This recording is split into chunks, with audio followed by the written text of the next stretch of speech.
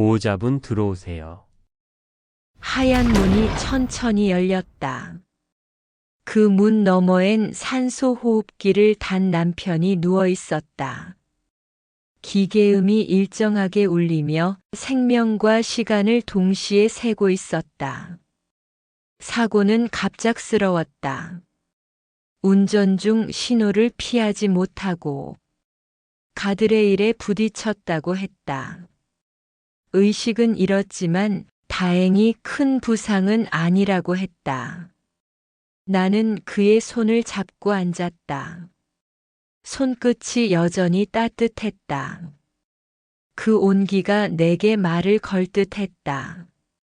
성민 씨, 일어나요. 이렇게 가면 안 되잖아요. 조용한 병실, 시계 초침이 유일한 소리였다. 그때였다. 혹시 보호자분 되세요? 낯선 여자의 목소리가 들렸다. 고개를 돌리자 문 앞에 서 있는 여자가 보였다. 나보다 조금 나이가 많아 보였다. 단정한 옷차림, 그러나 눈빛엔 설명할 수 없는 기운이 감돌았다. 네, 그렇습니다만. 그녀는 잠시 나를 바라보다가 입술을 꼭 다물고 말했다. 저는 이 사람의 첫 번째 아내예요. 그 한마디에 심장이 쿵 내려앉았다. 처음엔 장난인 줄 알았다. 하지만 그녀의 표정엔 거짓이 없었다. 그녀는 조용히 봉투 하나를 내밀었다. 이걸 전해드리려고요. 혹시 필요할지도 몰라서. 봉투 안에는 오래된 서류와 가족 사진 한 장이 들어 있었다. 남편 그리고 그 옆에 지금 내 앞에 선 여자가 있었다. 그 사진 속 웃음은 이상할 정도로 자연스러웠다. 그날 밤 집으로 돌아와서도 잠이 오지 않았다. 남편은 결혼 전 이야기를 거의 하지 않았다. 그저 예전에 한 번 이혼했었다는 말 한마디 뿐이었다. 그게 다였다. 그런데 그 전처가 나타나서 보험 서류를 내밀고 떠났다. 단순한 호의일까? 아니면 다른 이유가 있을까?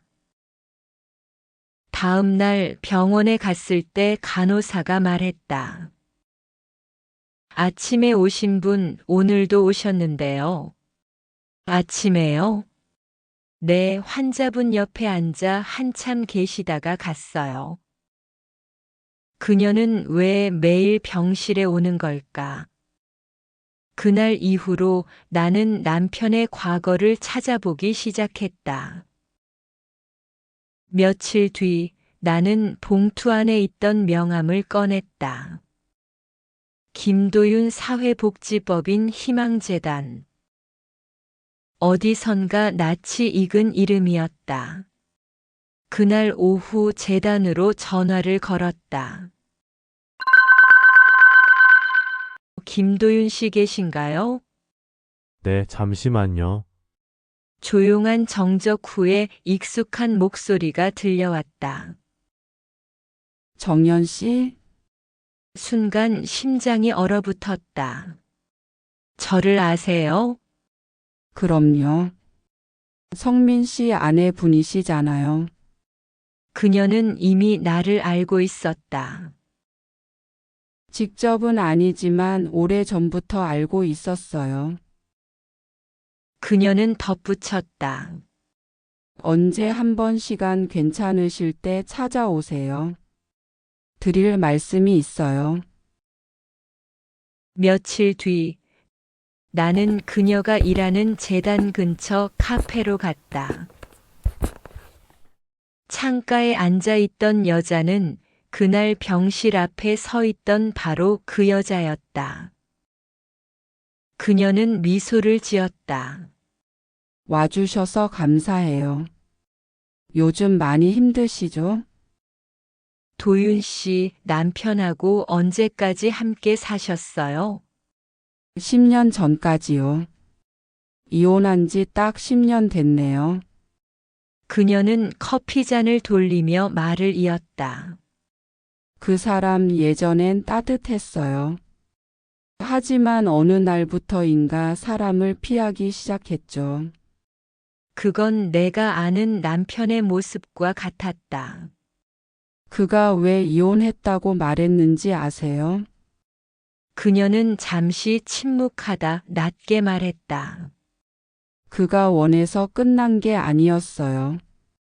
그녀는 손끝을 만지며 덧붙였다. 그때 우리 사이에 아이가 있었어요. 순간 공기가 멈춘 듯 했다. 아이요? 네. 5살이었어요. 사고로 떠났어요. 그녀는 말을 잇지 못했다. 나는 아무 말도 할 수 없었다. 사고로 아이를 잃은 남자. 그건 내가 전혀 몰랐던 남편의 또 다른 얼굴이었다. 집으로 돌아오는 길 병원에서 전화가 왔다. 보호자분, 환자분이 의식을 조금 찾았습니다. 병실로 뛰어갔다. 남편은 천천히 눈을 떴다. 정연아, 나는 손을 잡았다. 성민 씨. 그의 목소리는 약했지만 분명했다. 그런데 그가 내 손을 잡으며 속삭였다.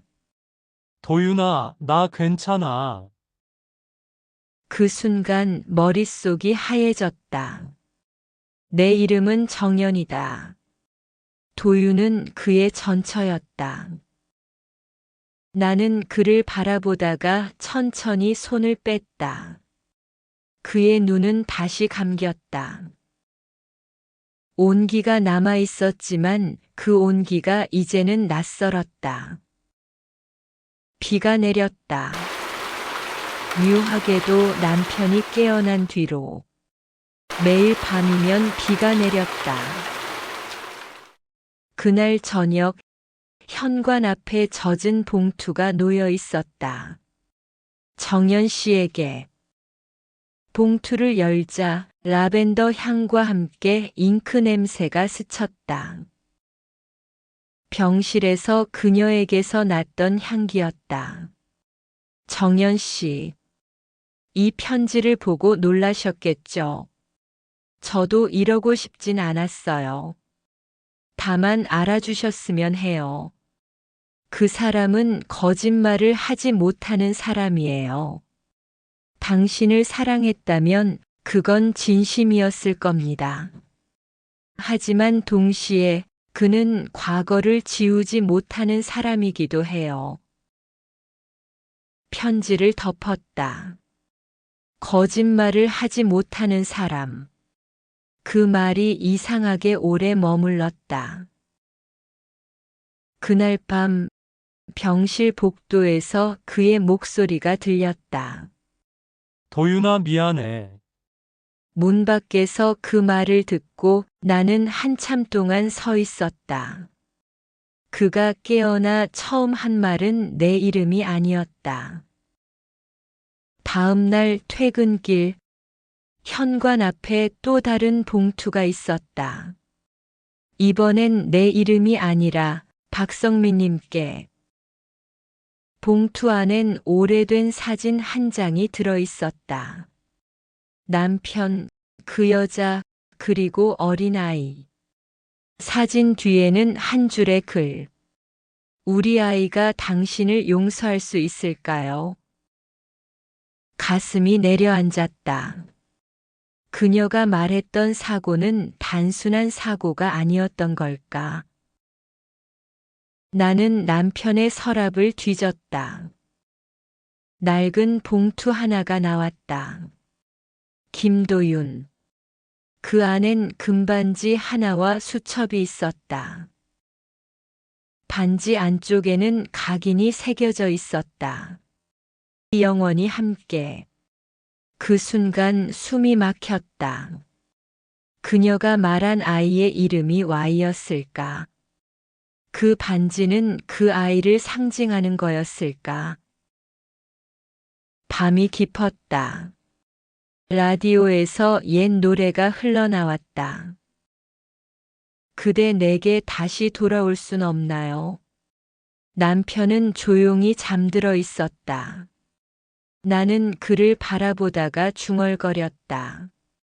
성민 씨, 당신은 지금 누구 꿈을 꾸고 있나요?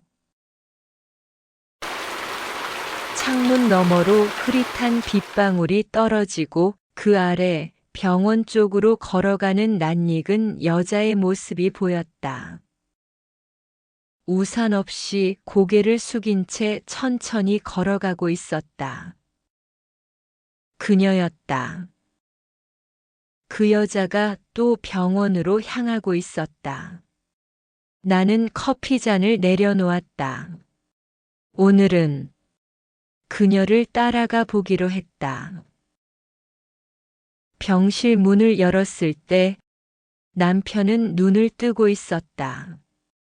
의식이 돌아온 뒤 처음 보는 맑은 눈빛이었다.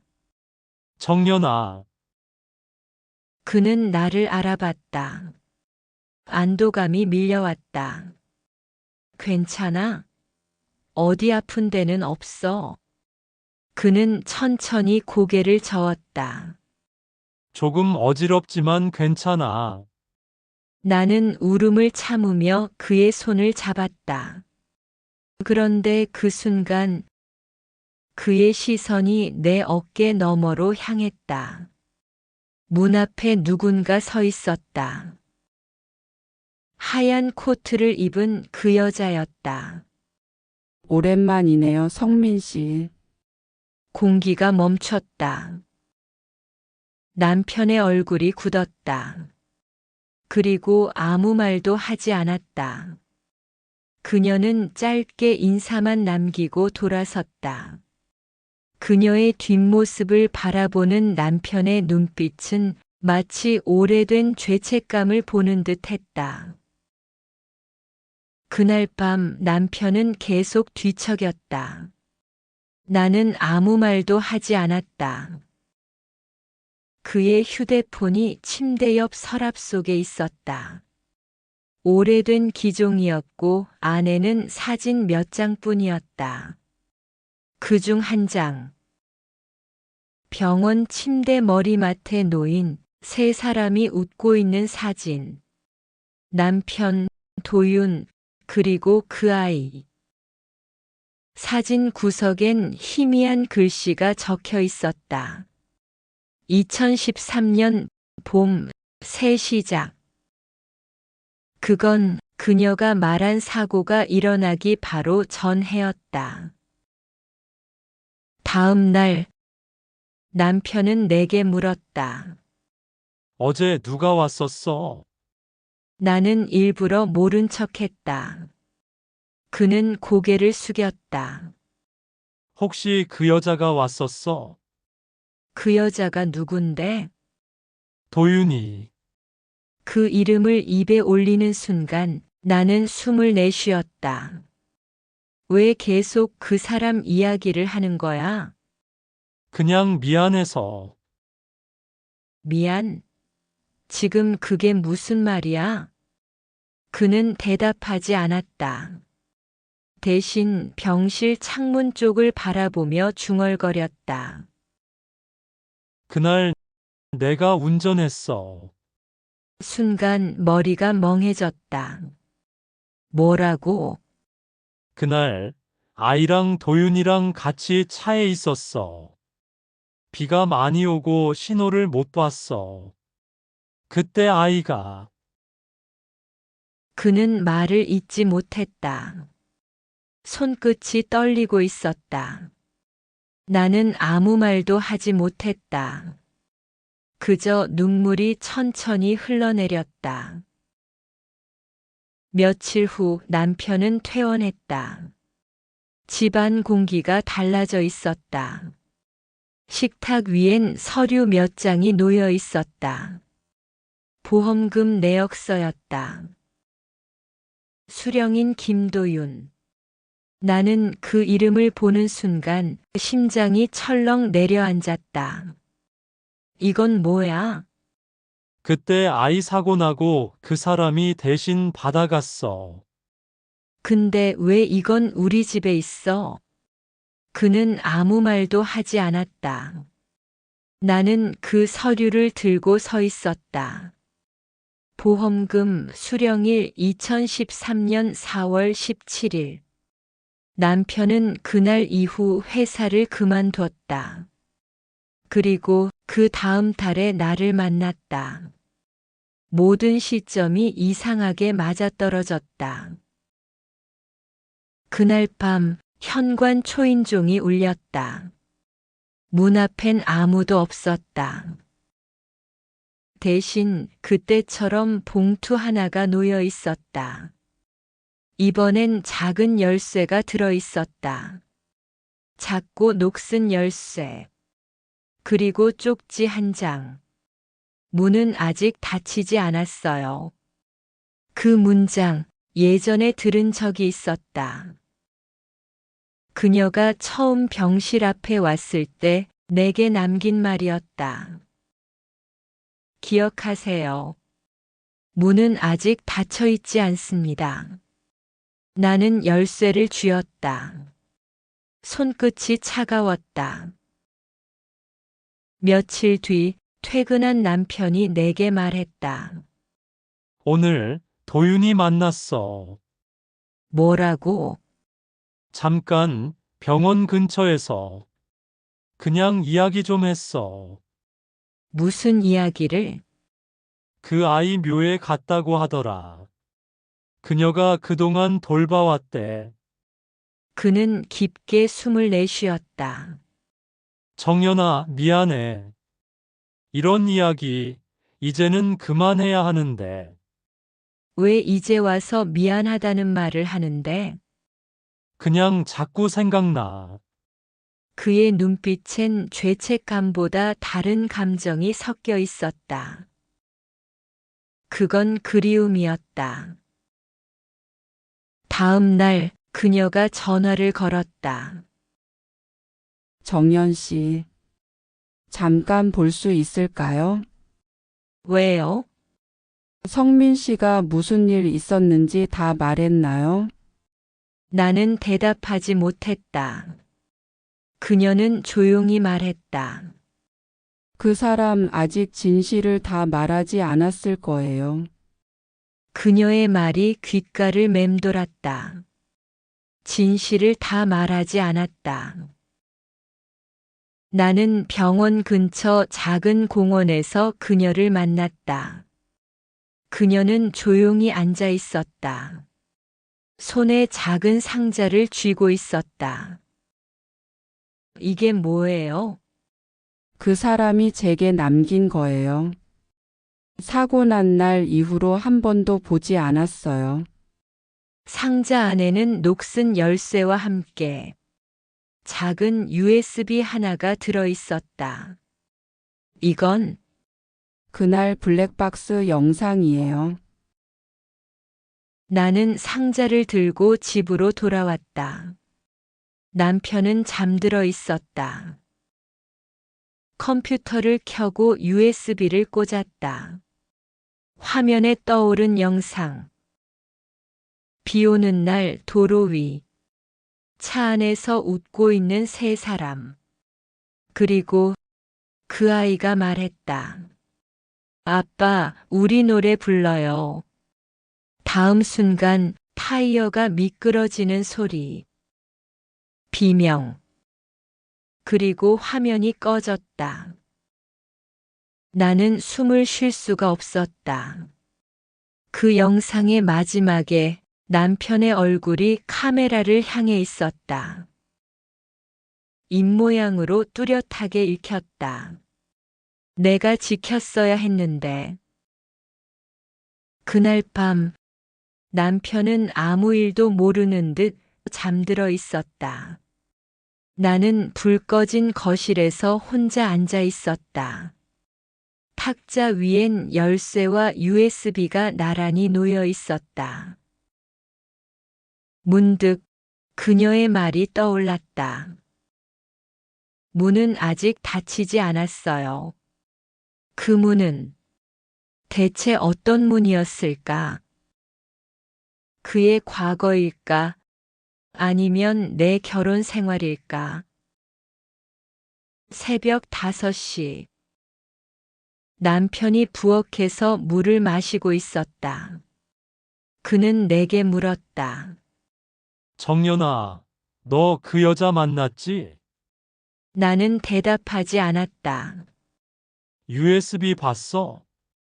나는 그를 바라봤다. 그의 눈빛엔 모든 걸 알고 있다는 듯한 확신이 있었다. 그거 나도 가지고 있었어. 뭐라고? 그날 사고 영상, 나도 가지고 있었어. 매년 봤어. 벌을 받는 것처럼. 그는 미소를 지었다. 그래서 이제는 좀 괜찮아질 줄 알았는데, 그 여자가 다시 나타나니까 또 흔들리더라. 그의 얼굴엔 이상한 평온함이 있었다. 나는 물었다. 그럼 왜 내게 말 안 했어? 그냥 네가 떠날까봐. 그의 목소리가 떨렸다.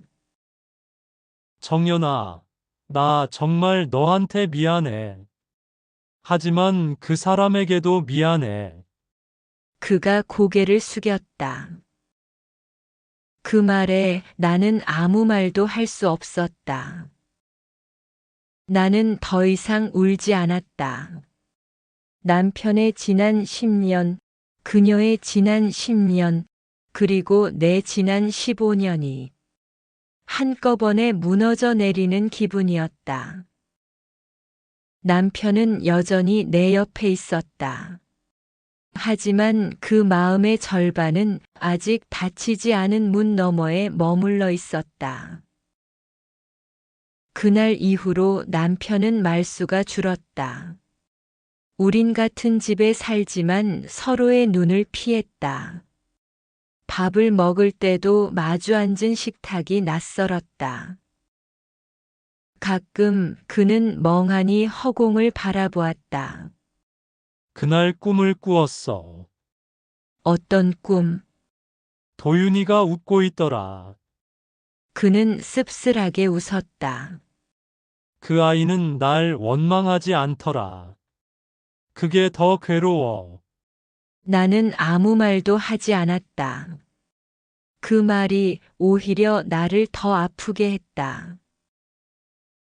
며칠 뒤 그의 전처 도윤 씨가 집에 찾아왔다. 남편은 잠시 머뭇거리다 문을 열었다. 그녀는 예전보다 더 마른 모습이었다.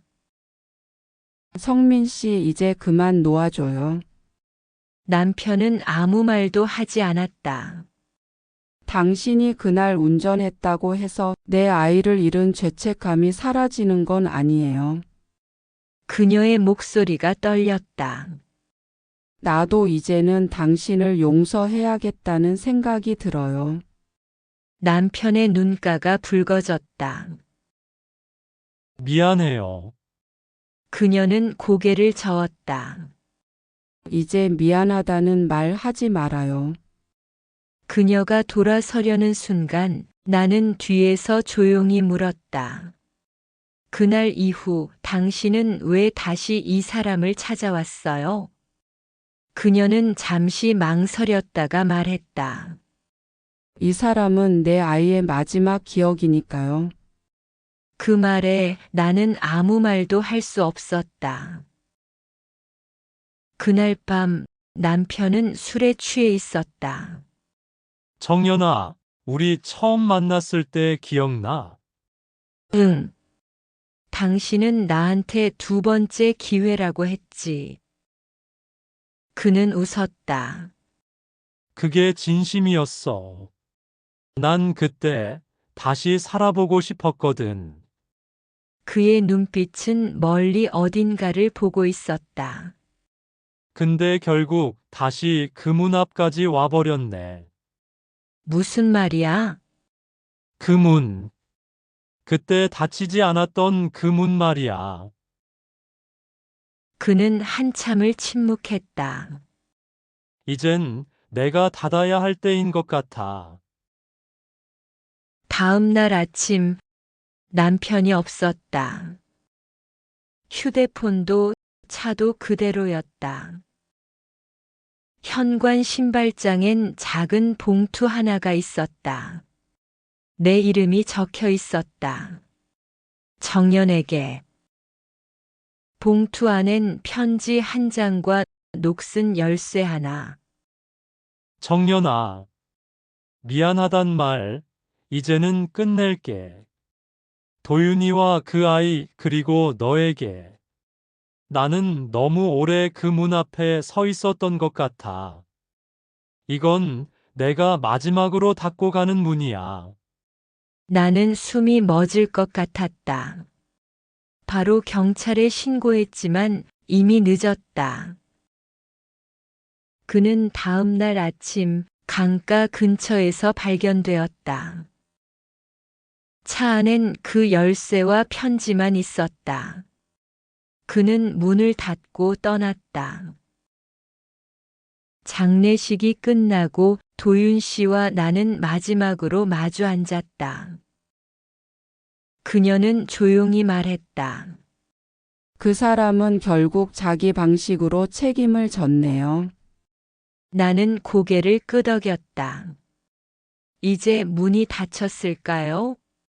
그녀는 잠시 생각하다가 말했다. 다쳤을지도 모르죠. 하지만 우리 마음의 문은 아마 평생 열려 있을 거예요. 그녀는 마지막으로 미소를 지었다. 이제 진짜로 안녕히 계세요. 그녀가 돌아서던 순간 나는 묘하게 안도감을 느꼈다. 그녀는 여전히 아팠지만 그 아픔이 끝을 향하고 있었다.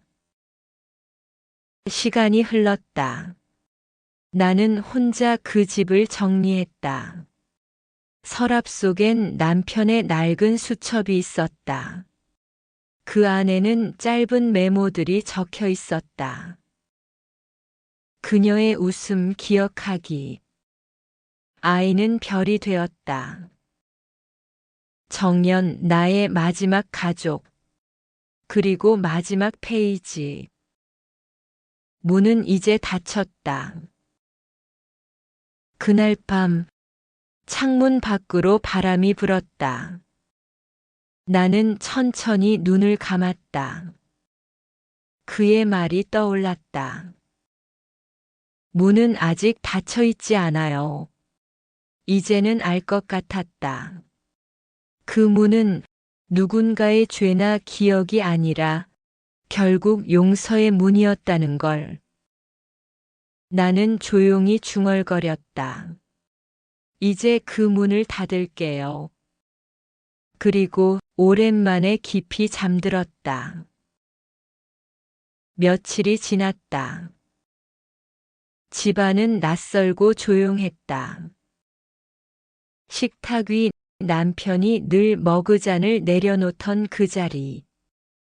지워지지 않은 커피 자국이 남아 있었다. 그 흔한 커피 자국조차 이제는 지우기 아까웠다. 내 남편도 그의 전처도 모두 내 기억 속에서 멀어지고 있었다. 남은 건 오직 나뿐이었다. 처음엔 두려웠다. 그가 없는 집, 그가 없는 하루. 하지만 시간은 여전히 흘렀고 햇살은 여전히 이 집 안으로 들어왔다. 나는 커튼을 걷고 그가 아끼던 화분에 물을 주었다. 작은 새싹이 자라고 있었다. 그걸 보며 문득 이런 생각이 들었다. 이 사람도 그녀도 결국 나처럼 자기 나름의 방식으로 사랑했던 걸까? 창문 밖으로 바람이 불었다. 나는 잠시 눈을 감고 조용히 속삭였다. 이제 괜찮아요. 정말로.